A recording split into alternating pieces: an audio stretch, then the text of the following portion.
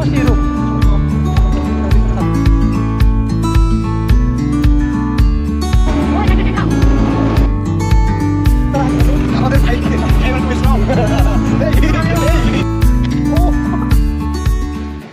Everyone, আমি Niloy মুৎসুদ্দিরনি।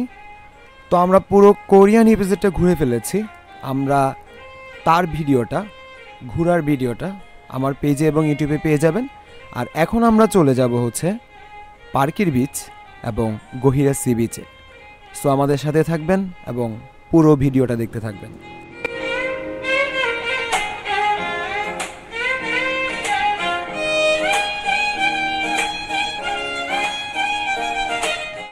Almost এরকম, মানে তুই বলা যায় তুই তো যখন ওখানে যাবি, যদি রেস্ট্রিক্টেড এখানে যাওয়া যাবে না। এখন রেস্ট্রিক্টেড, হ্যাঁ রেস্ট্রিক্টেড। ওখানে হয়তো আমরা এখন ঢুকতে পারবো না, তবে অর্ধেক যাইতে পারবো। যতটুকু যাইতে পারবো ততটুকু গিয়ে চলে আসবো। আসলে আমরা, এটা আমার বন্ধু সম্পূর্ণ বলছি ইউরোপের আমাদের তৈরি করা শপিং মল, তারপর তোর দেশটা সার্ভাইস এরিয়া। ওটা হচ্ছে টানাল রোড হয়েছে না, টানেল রোড কি ওদিকে? হ্যাঁ হ্যাঁ, ওই টানালের ওদিক থেকে ওই আদালতে আসলে তৈরি করা আর কি। যদিও আমাদের ঢুকতে দিবে না কিন্তু বন্ধু বন্ধু তুই যাবে দেখুস। হ্যাঁ আচ্ছা, প্যারা নাই। আর অন্য কি সাইড ইউজ করি। দুপাশে গাছের সারি, নীল আকাশের মাঝে পথ চলে যাচ্ছে। সোজা পার্কির পথে বাইক চালিয়ে আমরা অনেকটা দূর অতিক্রম করেছি। এই পথের প্রতিটি মুহূর্তেই যেন ছিল আনন্দের এক বিশাল উৎসব।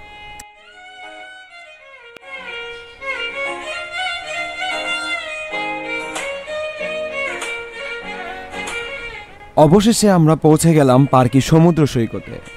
চট্টগ্রাম শহর থেকে প্রায় ৩৫ কিলোমিটার দূরে অবস্থিত এই সৈকতটি আনোয়ারা উপজেলার পার্কি এলাকায় অবস্থিত।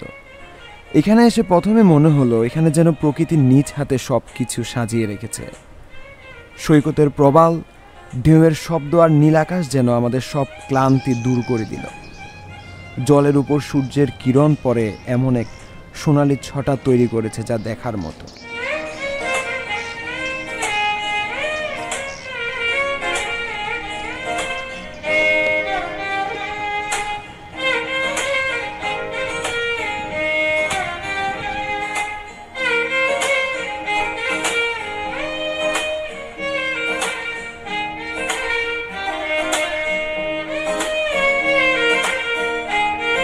আসলে সমুদ্রের ঢেউগুলো যেমন তীর ছুঁয়ে আবার ফিরে যায়, আমাদের জীবনও ঠিক তেমনই।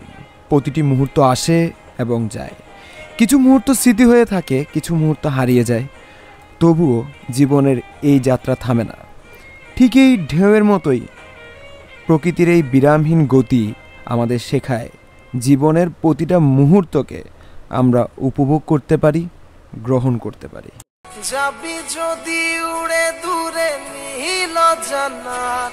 এই শান্ত সৈকতে হাঁটতে হাঁটতে মনে হয় জীবনের প্রতিটি অধ্যায়ের জন্যই একটা নির্দিষ্ট অর্থ আছে। জীবনে যেমন দুঃখ আসে তেমনই সুখও আসে, কিন্তু সমুদ্রের এই প্রশান্ত জলরাশির মতো আমাদেরও উচিত জীবনকে একটি সুন্দর দৃষ্টিভঙ্গি দিয়ে দেখা।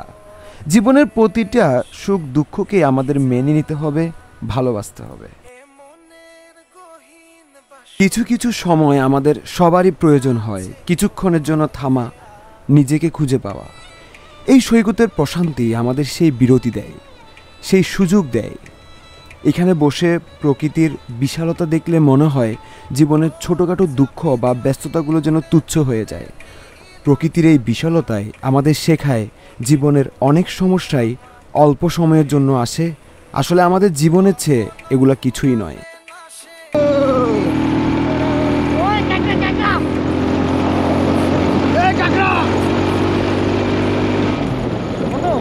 এটাই চলে যাচ্ছে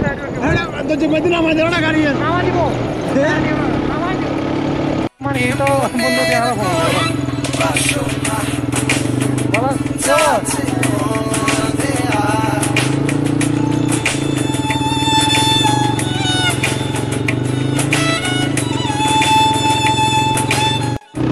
আমি বলবো মানে শহরের কোলাহল মধ্য থেকে এসে আমরা যেগুলো চিনি ওইখানে খুবই র্যাশ বর্তমানে সৃষ্টি হচ্ছে, মানে আগের যে আমরা ফিলটা পেতাম সেটা এখন পাচ্ছি না। বাট আনোয়ারাতে এসে এই যে নিস্তব্ধতা, মানুষ নিজেকে নিজে সময় দেওয়া, একটু একাকিত্ব থাকা বা নিজের একাকিত্বটাকে অনুভব করা, উপভোগ করা, সেটার জন্য আপনি আনোয়ারাকে বেছেই নিতে পারেন আমি বলবো। কারণ দেখুন একবারে খুব, আজকে শুক্রবার, তাও মানুষ আছে, তাও মানে কি খুবই নগণ্য।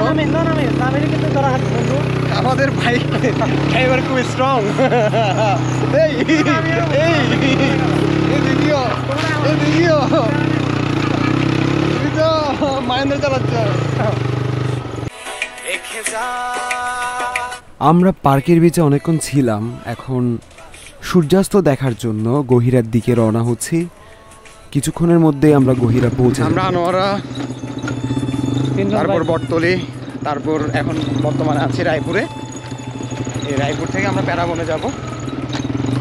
আমরা প্যারাবনের খুব কাছাকাছি চলে আসছে অলমোস্ট। আমাদের সকাল 7টার ট্যুর থেকে এখন কয়টা? 4:55। 4:55। আনোয়ারা যতটুকু ঘোরা যায় ততটুকু আমরা চেষ্টা করছি। তো এখন আসছি প্যারাবন, সূর্য অস্ত যাওয়ার সময়েই আমি একটু দেখাই।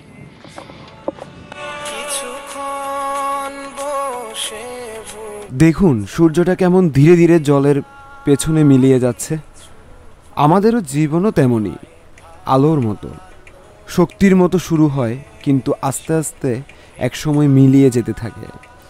সূর্যটা যেমন প্রতিদিন ডুবে যায়, আমাদের জীবনও প্রতিনিয়ত একটি অনিশ্চয়তার মধ্য দিয়ে এগিয়ে চলছে। তবে এই সূর্যাস্ত আমাদের শেখায় যে কিছু জিনিস অবশ্যম্ভাবী, আর কিছু না জানাই কখনো কখনো জীবনের সৌন্দর্য তৈরি করে। এই সূর্যাস্ত শুধু শেষের প্রতীক নয়, বরং প্রতিদিনের নতুন সূচনা দেয়।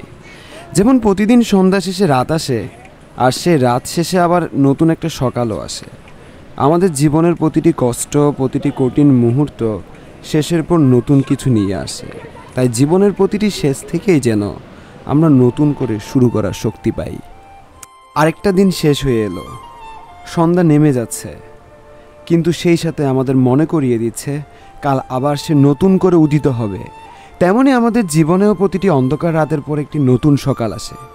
আমাদের সবসময় বিশ্বাস রাখা উচিত এই অন্ধকার সময়ও একদিন পেরিয়ে যাবে। জীবনের প্রতিটা দিনকে ভালোবাসি। আজকের মতো এখানেই বিদায়। ভালো থাকুন আর নিজের জীবনকে ভালোবাসুন। ভিডিওটি ভালো লাগলে আমার ইউটিউব চ্যানেল সাবস্ক্রাইব এবং ফেসবুক পেজটি লাইক করে দিবেন।